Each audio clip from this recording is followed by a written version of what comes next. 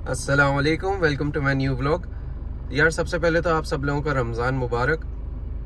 और जैसा कि आप लोगों ने थंबनेल में देखा है कि अल्हम्दुलिल्लाह मैं उम्रा करके आया हूँ। अभी रमज़ान में नहीं, मैं दिसंबर में गया था। और जिन लोगों को नहीं पता, मेरी बर्थडे होती है दिसंबर में। तो यकीन करो यार, ये जो मेरी बर्थडे गुजरी है ना, ये मेरी लाइफ की बेस्ट बर्थडे थी, क्योंकि ज़ाहिर है उम्रा करके आया हूँ। और ये बहुत सादत की बात होती है। बहुत लोग तो कर भी नहीं पाते यार अपनी लाइफ में। बहुत से लोग होते हैं कि उनके पास पैसे भी बहुत होते हैं, वीज़े का भी इशू नहीं होता, लेकिन या तो टाइम नहीं होता या कोई ना कोई मसला रहता है, क्योंकि ये चीज़ बुलावे पे होती है। अल्लाह का शुक्र है कि दिसंबर में हमें भी आया बुलावा। और 8 दिन का टूर था हमारा, 5 दिन मक्का में, 3 दिन मदीना में। मैं बाय बस गया था। मैं अपना एक्सपीरियंस शेयर करता हूँ आपके साथ कि कैसा रहा था। अच्छा, बाय बस जाने के लिए सबसे पहले हम लोग गए थे सुबह 9 बजे किंग फैसल मस्जिद, जो कि शारजा में है। वहाँ से सुबह 9:30 बजे बस चली थी और 5:30 बजे तकरीबन यूएई सऊदी का जो बॉर्डर है वहाँ पे पहुँची थी। 5:30 बजे से लेके 7:30 बजे तक, मतलब तकरीबन 2 घंटे हमें लगे थे यूएई से सऊदी बॉर्डर तक पहुँचने में। अभी 5:30 बज रहे हैं, हम लोग यूएई बॉर्डर पे पहुँचे हैं एग्ज़िट के लिए। यहाँ पे हमारा एग्ज़िट का स्टैंप लगेगा। तकरीबन 1 घंटे से हम खड़े हुए हैं यहाँ पे। यहाँ पे क्या है कि ये मेरे पीछे वो एक छोटा सा ऑफिस बना हुआ है। इस ऑफिस पे जाके सब ने एक एक करके स्टैंप लगवाने अपने पासपोर्ट पे। स्टैंप लगवाने के बाद यहाँ से फिर हम जाएंगे सऊदी बॉर्डर पे। वहाँ पे एंट्री का स्टैंप लगेगा। वहाँ पे सुना है ज़्यादा टाइम लगता है, हालांकि यहाँ पे भी 1 घंटा लग गया है। बीच में हमें 2 स्टॉप्स मिले थे, 2 जगह पे रुकी थी बस।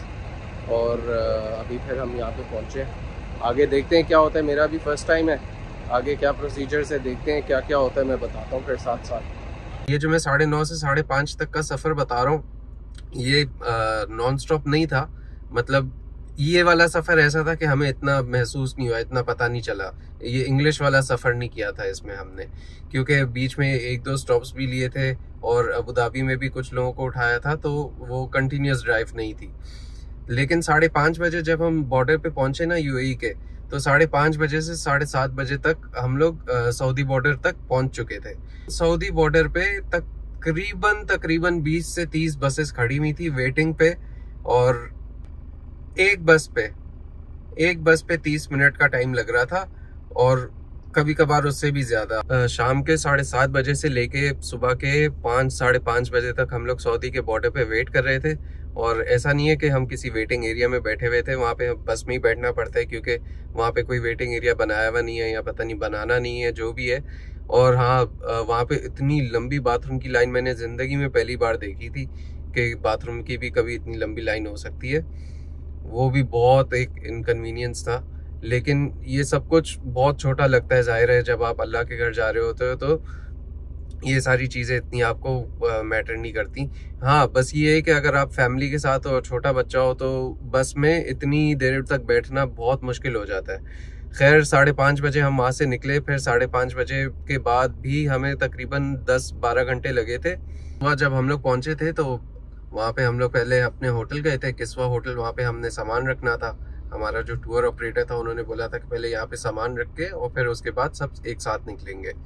लेकिन वहाँ पे थकन उस वक्त इतनी ज़्यादा थी सफ़र की, कि हम लोग सामान रख के थोड़ी देर हमने रेस्ट किया था, फिर हम लोग खुद ही चले गए थे। क्योंकि हम लोग जिस होटल में स्टे कर रहे थे उसका नाम था किस्वा होटल, और वहाँ से सिर्फ 10 मिनट की ड्राइव पे हरम शरीफ था। और सबसे अच्छी एक बात ये थी वहाँ पे कि हर आधे घंटे बाद वहाँ पे हर होटल से बस चलती है हरम के लिए। तो हम लोग फिर बस में बैठ के खुद ही हरम की तरफ गए, और हमने अल्हम्दुलिल्लाह अपना पहला उम्रा किया। और जाहिर है पहला उम्रा जब करता है इंसान, तो यार वीडियो क्या, मोबाइल निकालने का भी नहीं सोच सकता, दिमाग में ही नहीं आता। और यार यकीन करो, मैं लफ्ज़ों में नहीं बता सकता। आप लोगों को खुद भी पता होगा अगर आप लोग गए हुए हैं, या अगर आप लोग नहीं भी गए हुए, तो जब आप पहली बार अल्लाह के घर को देखते हो तो मतलब आप नहीं बता सकते कि वो फीलिंग कभी आपने देखी ही नहीं है। अब जैसे आप लोग कभी कभार जाते होगे अब पीस के लिए, कभी समंदर के पास, या अब जैसे मैं जाता हूँ एक जगह पे कॉर्निश पे अकेले बैठने के लिए, तो वहाँ पे बंदे को एक मी टाइम मिलता है, उसमें सुकून मिलता है। लेकिन ये जो चीज़ थी ना, ये बिल्कुल अलग थी। मतलब आप उस चीज़ का 100 टाइम्स कर लो या 1000 टाइम्स कर लो, ये वो चीज़ थी।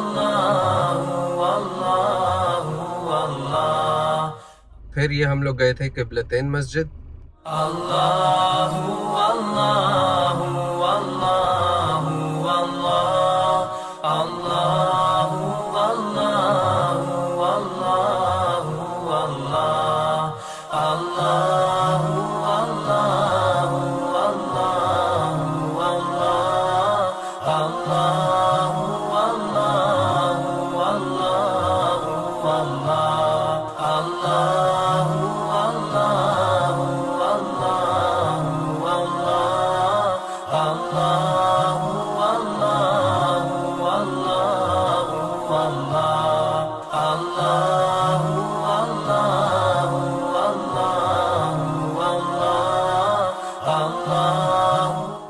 अच्छा, जब भी आप लोग ज़ियारत पे जाए ना तो अपने टूर ऑपरेटर से पहले पूछ लेना, क्योंकि ये हमारे साथ थोड़ा ऑफ एक्सपीरियंस हुआ था।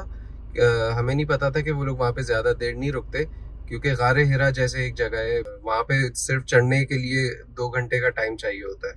तो वो उन लोगों ने हमें सिर्फ बाहर से दिखाया था, तो हम लोग ऊपर नहीं जा सके थे। लेकिन वहाँ पे बहुत टैक्सी वाले होते हैं जो वहाँ पे आपको लेके जाते हैं और फिर लेके वापस आते हैं, 50 या 100 दरम लेते हैं। हाँ, सबसे अच्छी बात ये थी कि वहाँ पे हर कोई दरम एक्सेप्ट कर रहा था, दरम या रियाल, दोनों करेंसीज चल रही थी वहाँ पे। तो खैर, नेक्स्ट टाइम इंशाल्लाह हम लोग गारे हिरा भी जाएंगे। तो ये था मेरा उम्रे का एक्सपीरियंस, और दुआओं में याद रखिएगा। हाँ, अभी मैं ये सोचता हूँ कि यार जो मैंने एक्सपीरियंस किया है फर्स्ट टाइम काबा देखना, उस तरह से मैं अल्लाह इतनी इस्तिताअत दे कि जो लोग नहीं गए हुए मैं उन लोगों को भी भेज सकूं। सोचा तो है इंशाल्लाह साल में किसी एक इंसान को भी बंदा इस तरह से उम्रा करवा दे तो बहुत बड़ी बात है यार, क्योंकि वो जो एक्सपीरियंस है ना वो हर किसी को करना चाहिए। तो दुआओं में याद रखना और दुआ करना कि मैं ये चीज़ कर सकूं, ये चीज़ पूरी हो सके मुझसे। और अपना बहुत बहुत ख्याल रखिएगा। अल्लाह हाफ़िज़।